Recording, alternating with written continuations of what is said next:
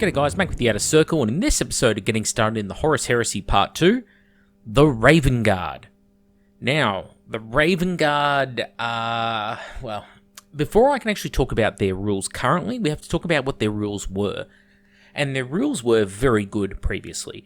I think that they were actually the strongest legion in the original Horus Heresy game. They had a high skill ceiling, but they could win pretty much any battle if played well. 2.0 couldn't be further from this, where in 1.0 you had a range of playstyles, whether it was infiltration, deep strike tactics, a hard-hitting assault force, they could play it all. In 2.0, you are guided down one path, and I don't really like that. Anyway, let's get into their rules. So, their Legion traits, first off, it boils down to what they call Shadow and Fury. So you have three different tiers. There are the Talons, the Falcons, and the Hawks. So the Talons affects your basic infantry types. Think tactical squads, tactical support squads, that kind of thing.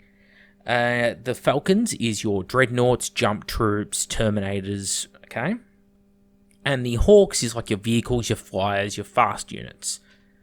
So, Talons, that's going to give you a infiltration. And when you're targeted by shooting, you're going to get 6+ Shrouded.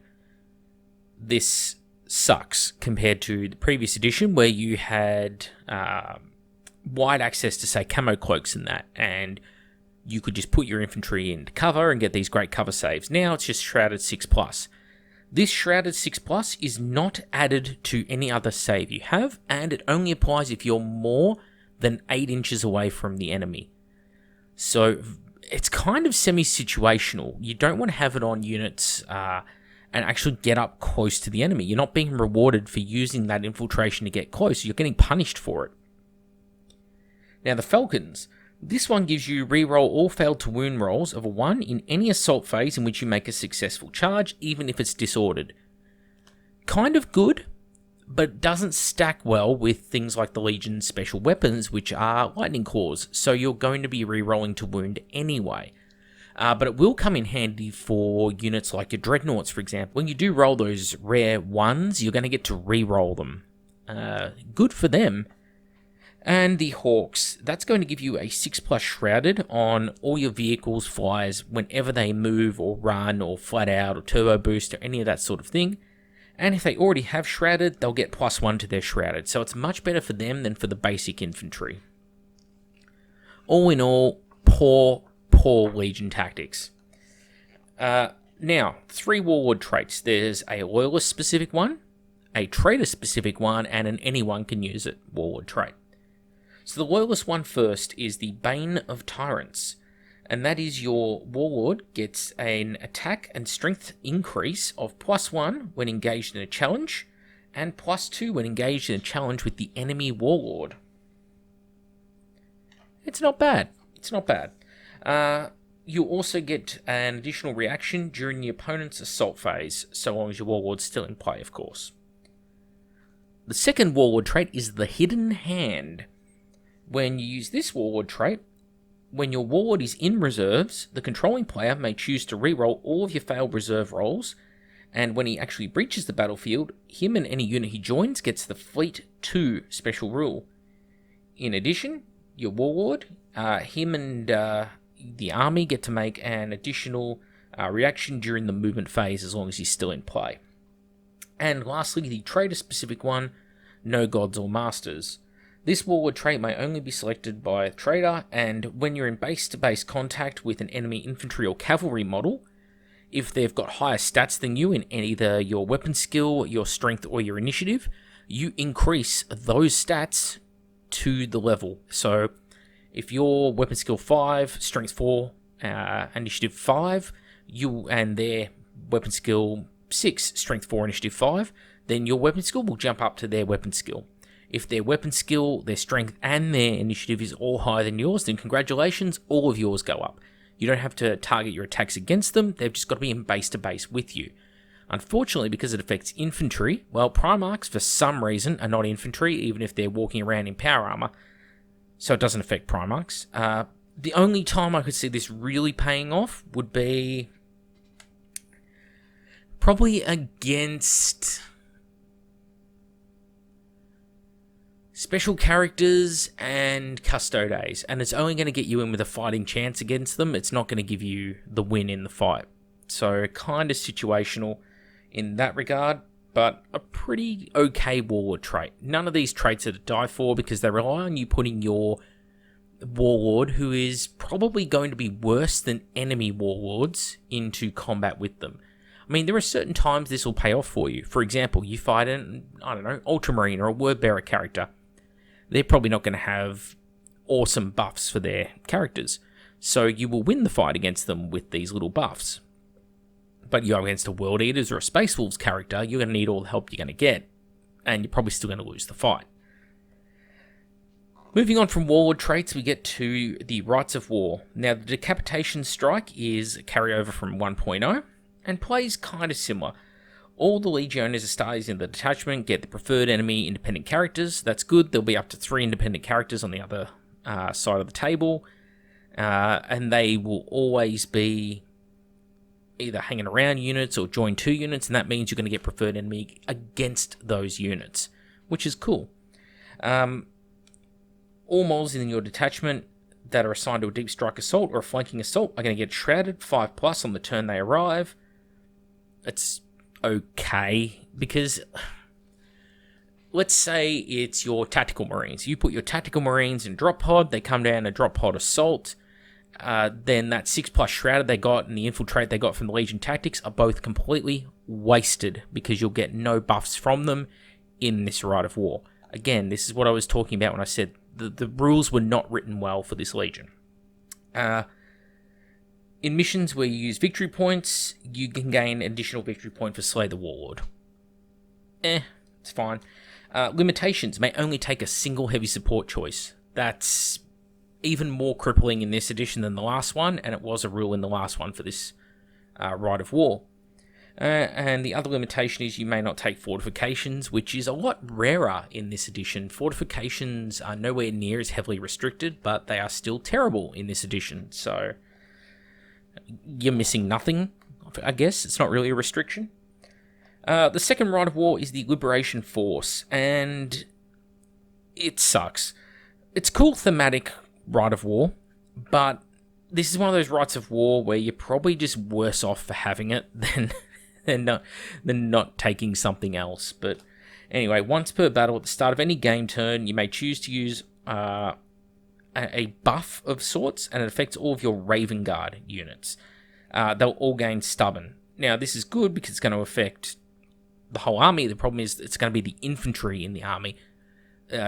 Predator tanks, Spartans, they don't care if they become stubborn. But it's going to be handy for your infantry, especially with the low leaderships and such that you're going to see on the field. But it's a one-trick pony. You do this, that's it. That's the main buff of this force gone. The second point is that all models in the Allied detachment that you take gain the Stubborn special rule. So the Allies are going to have more sticking power in the battle than the Raven Guard themselves, which is kind of weird, having like basic humans being better off than the Astartes, but okay. All models in the unit composed entirely of models of the Legionnaires Astartes Raven Guard special rule gain hatred everything, but they have to be within 6 inches of a model from an Allied detachment. Yeah, okay. Situational. Limitations. There's a lot of them. You cannot include any models with the slow, heavy artillery, bombard, or automated artillery subtypes. You can't even take like Cataphracti Terminators, for example, because they have the heavy special rule in this force, even if they're deep striking or whatever it may be. Dreadnoughts are fine because they're not heavy. So, Dreadnoughts confirmed lighter than Terminators. Another limitation is you must be taken by a loyalist force, so traders can't take this one. It's not a huge amount of Trader Raven Guard players out there, and even then, it's cool. It's a thematic choice. Third limitation, the Rite of War may only be selected for a primary detachment. It cannot be taken by an allied detachment, which, again, fine. Perfectly thematic. And the last limitation is you must include an allied detachment of Solar Auxilia or Imperialis Militia, and it must include a minimum of 4 units. Yeah, the Raven Guard Rites of War, Decapitation Strike can work, but you lose a lot of the bonuses that your Legion traits gave you. It rewards you for taking things like, let's say, jump infantry. Jump infantry in the Raven Guard are ridiculously strong now, because you're going to get all of those jump buffs, like, rerolling ones to wound on assault squads, for example, and the Shrouded and Deep Strike Assault with jump packs. It's all great. Good for the Raven Guard. Versus the infantry don't get any of their buffs from it, which is not very good for the Raven Guard. So it's really forcing you down that route, as I mentioned at the start of the episode, of all your synergies, the things that you want to achieve in any Legion are synergies, where one special rule bonds with another special rule and they add up to be greater than the sum of their parts. The Raven Guard do not have this in this edition, except for their jump infantry and their Terminators. And the Rites of War exemplify this.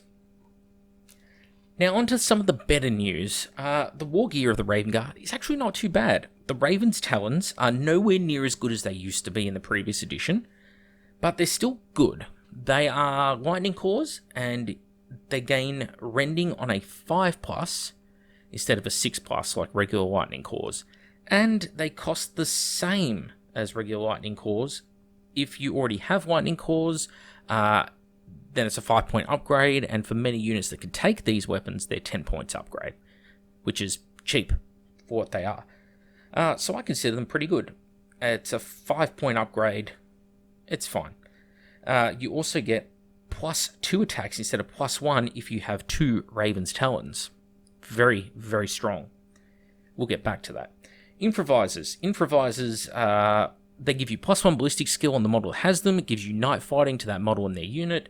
But your initiative checks when taking blind tests are at a 1, so don't fire at Gorgon Terminators nearby.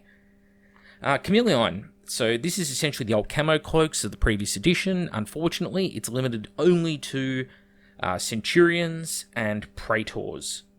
And it's 20 points, and it gives you 6+ Shrouded or +1 to your Shrouded. Not good for 20 points. They don't like armor saves, and they really don't like invulnerable saves in this edition. And Shroud is treated like a feel no pain / invulnerable save in this edition. And they just don't want you to enjoy nice things. So, yeah. I mean, putting this on a character now is going to give you a best case generally around a 5+ Shrouded. Maybe you could get it to a 4+ in certain circumstances, but it's not ideal, especially when you think most of the characters who are going to be taking this are going to have things like Terminator armor, refractor fields, or iron halos anyway, and they're going to be rolling 5 and 4+ invulnerable saves. So it's a really bizarre choice. And they've got the Corvid Pattern Jump Pack. Now, this jump pack is essentially just maxing out all the stats of a normal jump pack. So instead of having these randomized abilities or 12-inch moves or whatever they might be, it's just flat 14. You're moving 14, you're running 14, adding your initiative to it, etc., etc. Very good jump pack, actually. It makes units that are equipped with it very quick to move around the battlefield with very reliable charges. Alright, so skipping the Primarch and special characters, as with the previous video, they will be in video 3. We'll move on to the specialist units. And we'll start with the Mordathan. So the Mordathan were the Raven Guard special unit of choice in Heresy 1. It's not that the other unit, Dark Furies, were bad, it's that the Mordathan were very, very good. But in 2.0, do they still hold that title?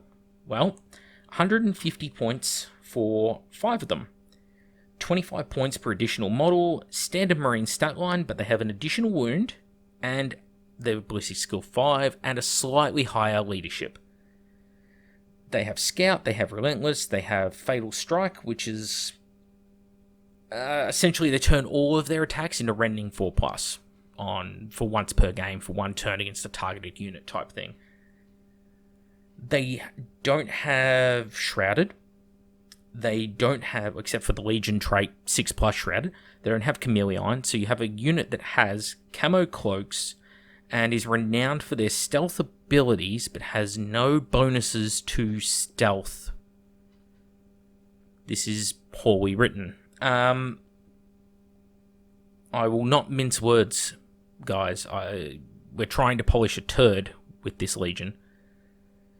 They come with an Astartes shotgun, bolt pistol, chainsword. You can upgrade them to Nemesis bolt guns for 5 points each. They can take Magna combi weapon or a minor combi weapon on every model, and for every 3 models they may take a melter, plasma, flamer, or a plasma pistol, or a missile launcher with frag and crack missiles, no suspensor web. But they are relentless, so you don't need the suspensor web. And they can take melter bombs on the sergeant, but only the sergeant. And he can take artificer armor. And if you want, you can exchange your normal chainswords for power weapon or a chartable weapon for 10 points each, which is turn this into a weird sort of veteran tactical squad, but with weapon skill 4. It's not ideal. They have their uses, especially if you take Nemesis bolt guns and all of these guys and sit them on the back of the table and just snipe with ballistic skill 5 and the fatal strike attack. Very strong. But what everyone used to do with these guys was use close-up infiltration tactics, get in there with combi melters, combi plasma, and hose down units. Use them to assassinate high-value targets to allow the rest of your army, your power armor, and your jump marines to then make their move on the enemy force. In this edition, they cannot do that. You are really being wedged into... These guys are snipers, first and foremost, with some really eclectic weapons choices available to them that I do not suggest taking. It could be hilarious to see a whole squad armed with combi disintegrators. That would be pretty funny, but you're paying a lot of points for essentially a meme unit at that point. I don't suggest that at all. So, yeah, the more Dathan, more ruined. Dark Fury squad. Now, these guys, polar opposites, 150 points. They were good in the last edition, and they got better in this edition in a lot of ways. The addition of a second wound on all of the models, 2 attacks each, but remembering they're all armed with 2 Raven's Talons, so they're going to be getting an additional plus 2 attacks for having the Raven's Talons. So 4 attacks each, 5 on the charge, rerolling to wound thanks to the shredding attacks, and of course they also will be rending on a 5+. So they hit like an absolute freight train. They've all got these specialist Corvette pattern jump packs, so they move ridiculously fast and reliably across the battlefield, can still deep strike, can still do all that stuff. They've also got precision strike 6+ and sudden strike of 1. This unit will rip off people's limbs and shove it down their throat. They are so strong in this edition. At 150 points for 5, you're paying the same points as you would for a more Dathan squad, and it's 25 points per additional Dark Fury. For a model with 2 wounds, 4 attacks, essentially, with rending, and jump packs and all this stuff built in. I don't get how this squad is so cheap, but more Dathan is so expensive. It just blows my mind. Yeah, you can take melter bombs on the squad sergeant. It's fine. Chooser of the Slain is like an upgrade, and you can take multiple of them. You can take 2 of them. 2 sergeants in the squad, so they'll go up to 3 attacks and weapon skill 5 base. And the Choosers of the Slain, by the way, they can also take for 10 points a model melter bombs. So yeah, 2 Choosers of the Slain plus the squad sergeant that comes with, that's 3. That's 3 models, weapon skill 5, 5 attacks base. Like, wow, what a unit. Terrifyingly strong unit. And this is the thing. If you go for a Raven Guard jump force focused around these guys, you are going to be an incredibly strong legion. You can take the same jump packs on your characters. You can take the same lightning claws on your characters, the Raven's Talons. Raven Guard going down this route are a top tier legion. They really are. But in every single other playstyle, this legion sucks.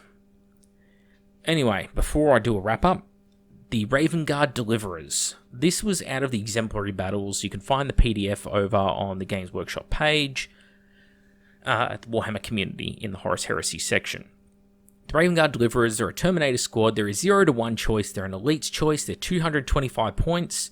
You get 5 Cataphracti Terminators. It's 40 points per additional model. They weapon skill 5 Terminators with a higher leadership.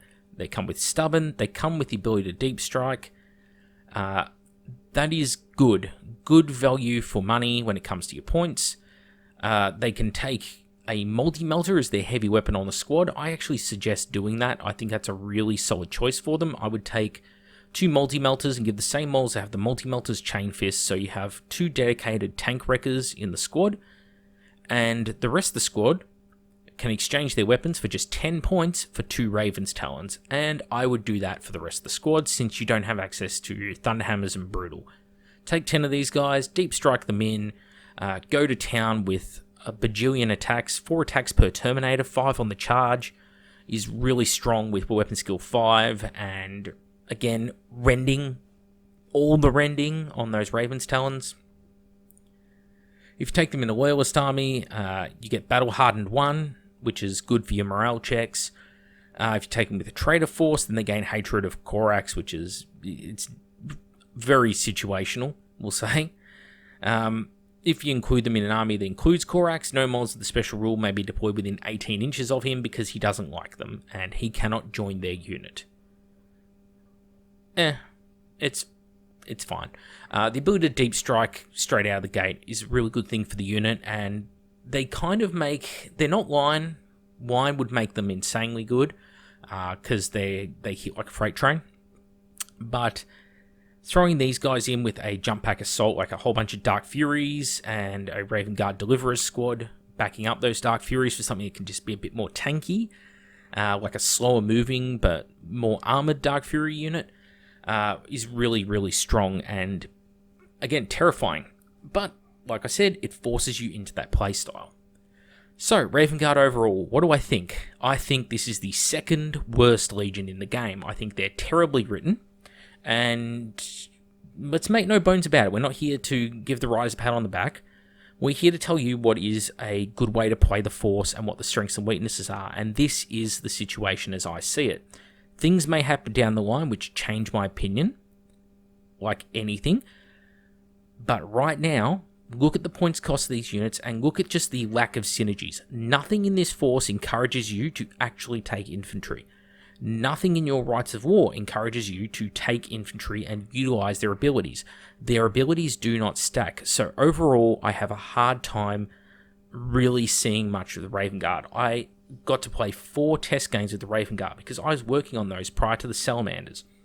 And when I played my Raven Guard Force, I tried 4 different combinations. The only one I could win games with was the Dark Fury Spam Force. Even Deep Strike Assault with drop pods, bringing down those drop pods, having no bonuses on the infantry coming out of those drop pods with a Decapitation Strike, just relying on a 6+ Shrouded, it was not good. And the amount of Augury Scanners and reactions that are out there now made arriving by Deep Strike incredibly dangerous as a Raven Guard player. Where before you could bring them in, yeah, okay, there might be 1 or 2 units with Interceptor in the enemy army. Now you're finding that there's often 4 to 6 units with Intercept, and that's a real problem. So I speak from experience with the Raven Guard here, and one of the forces I tried was had 3 units of more day than 2 with Combi Plasma, 1 with Combi Melter, and they got wrecked. Plasma is so unreliable now. It's not worth even looking at. I wouldn't suggest plasma weapons for any army now. Just terrible weapons. Breaching is so unreliable. For the points you pay especially. So, yeah, Raven Guard, ruined. They are now Sons of Horus, or World Eaters Light, is what we'll call them. Which is a disappointing note to end the video on, for a Legion that I absolutely love, one of my favourite Legions.